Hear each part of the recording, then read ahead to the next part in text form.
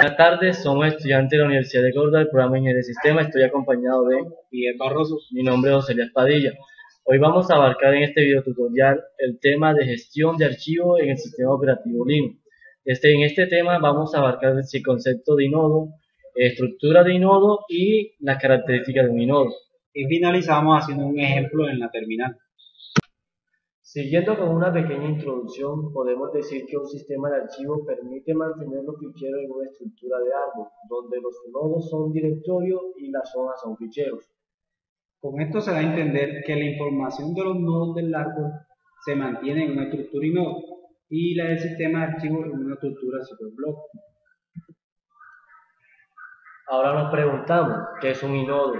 Podemos decir que es una estructura de datos propia de los sistemas de archivos tradicionalmente empleados en los sistemas operativos tipo Unix, como es el caso de Linux, donde el término inodo refiere generalmente a inodos en dispositivos en modo bloque, que almacenan archivos regulares, directorios y enlaces simbólicos.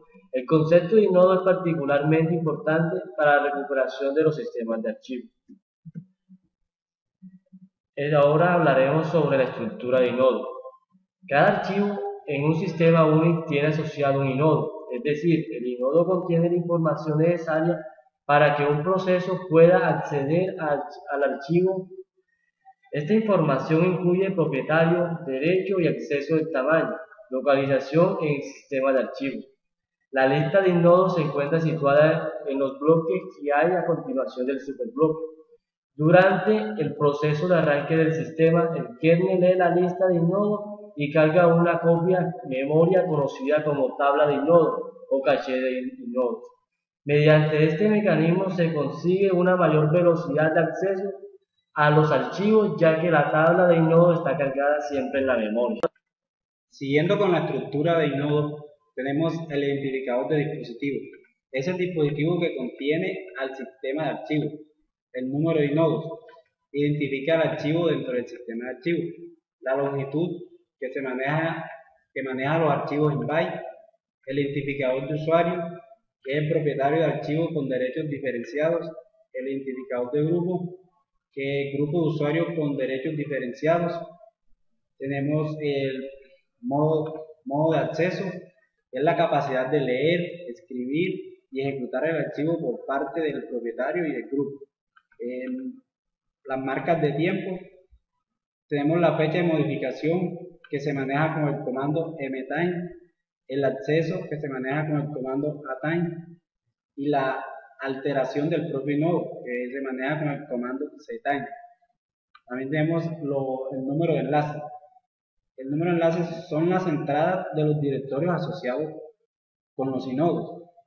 Este número de enlaces se emplea por el sistema operativo para eliminar los archivos del sistema de ficheros, tanto el inodo como el contenido del mismo, cuando se han borrado todos los enlaces y el contador queda en cero. Las características de un inodo.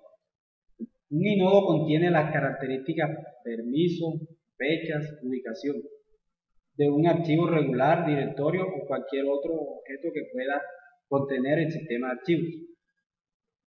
Cada inodo queda identificado por un número entero, único dentro del sistema de archivos, y los directorios recogen una lista de parejas formadas por un número de inodos y nombre identificativo que permite acceder al archivo en cuestión. Cada archivo tiene un único inodo, pero se puede tener más de un nombre o distintos o incluso el mismo directorio para facilitar la localización. Lo que se quiere decir con esto es que el número de inodo va a estar asociado al directorio, teniendo en cuenta que dentro de un inodo no se guarda información, sino que la función es apuntar a un punto en el bloque de disco. Hasta ahora ya hemos explicado hasta las características. Ahora procedemos a hacer un ejemplo en la terminal de Linux. Seguimos con el ejemplo. Para realizar el ejemplo, lo primero que tenemos que hacer es abrir nuestra terminal. Y empezamos con el comando df-h.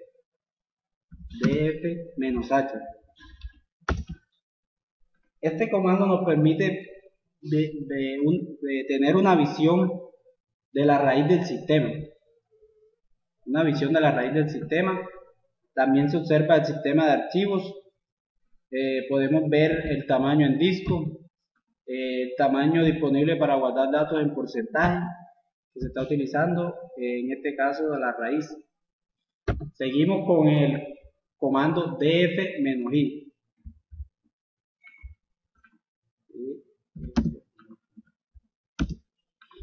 Este comando hace lo mismo que el otro, nos muestra la raíz del sistema, pero además nos muestra un identificador único de los inodos. Como se puede observar aquí, los identificadores únicos de cada inodo. Seguimos creando un archivo. Para eso lo realizamos con el comando touch y el nombre del archivo, en este caso prueba.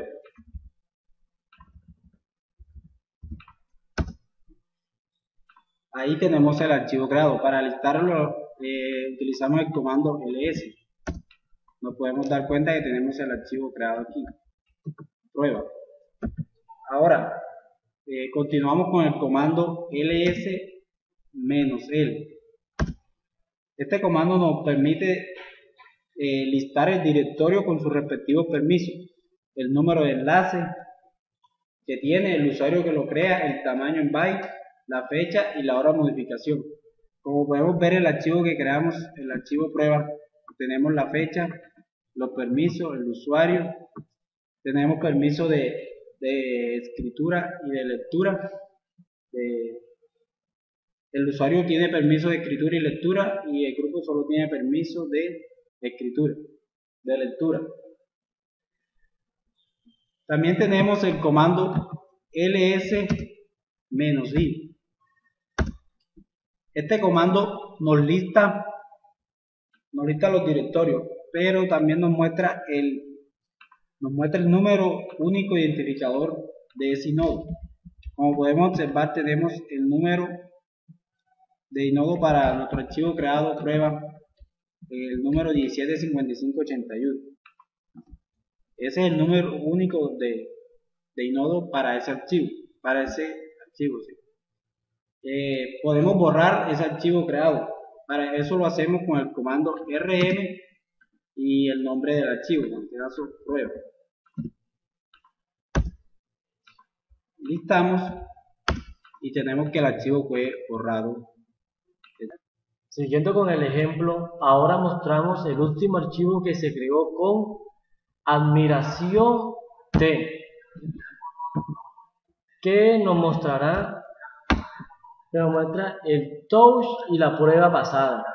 O sea, es decir, el comando para crear el archivo más el nombre de ese archivo, que es prueba. Es decir, mostramos el archivo que fue creado anteriormente. Ahora escribimos signo de admiración L y nos muestra la línea siguiente el comando de ls, que nos da como resultado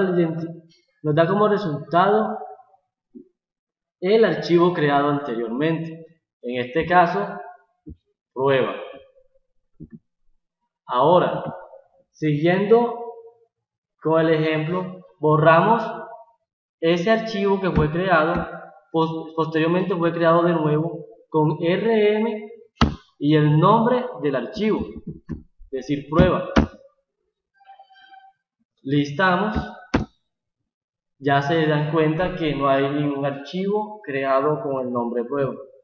Ahora, seguimos creando un nuevo archivo con el comando touch, que nos permite crear dicho archivo con el nombre prueba 2. Listamos y ya vemos que tenemos un archivo con el nombre prueba 2. Ahora, ya que listamos, mostramos con el comando ls-i y vemos que el número de identificador único del inodo del archivo creado prueba 2 es 175604 y nos muestra ese número de identificador. En el anterior archivo que fue creado con el nombre prueba, tenía el mismo número de identificador único. ¿Qué pasó? En este caso, el prueba 2 cogió ese número de identificador anterior que estaba sin utilizar, ya que el archivo prueba fue eliminado. Ahora, con el comando tab, conocemos la información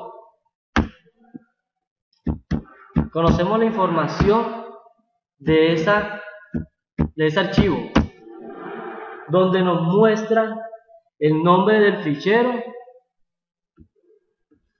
cuál bloque fueron utilizados, los bloques de entrada y salida, los enlaces que tiene ese directorio, los accesos, cuándo fueron accedidos a esa prueba, a ese archivo, la fecha de modificación, el cambio que se le hizo.